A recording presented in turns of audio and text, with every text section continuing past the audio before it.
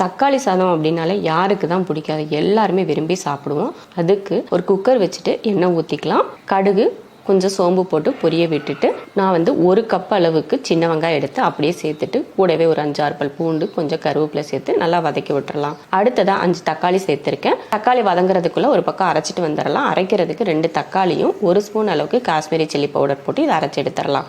அடுத்ததாக பார்த்தீங்கன்னா 1/2 ஸ்பூன் அளவுக்கு இஞ்சி பூண்டு பேஸ்ட்டு சேர்த்துட்டு 1/4 ஸ்பூன் மிளகாத்தூள், 1 ஸ்பூன் மல்லித்தூள் சேர்த்து கொஞ்சமாக மஞ்சள் தூள், அது கூட நம்ம அரைச்சி வச்சிருக்க பேஸ்ட்டையும் சேர்த்து நல்லா கலந்து ஒரு 2 நிமிஷத்துக்கு வதக்கி விட்டுறலாம். அடுத்ததாக தண்ணி சேர்த்துடலாம். இந்த படியில் 1.5 படி அரிசிக்கு 3 படி தண்ணி சேர்த்துடலாம். தண்ணி கொதிச்சதுமே நான் 1.5 படி அரிசி அரை மணி நேரமாக ஊற வச்சுருந்தேன், அதையும் சேர்த்து அடுத்ததாக 3 பச்சை மிளகாய் கொஞ்சம் கொத்தமல்லி தலை தூவிட்டு கலரி விட்டு கொதிக்க விட்டுறலாம்.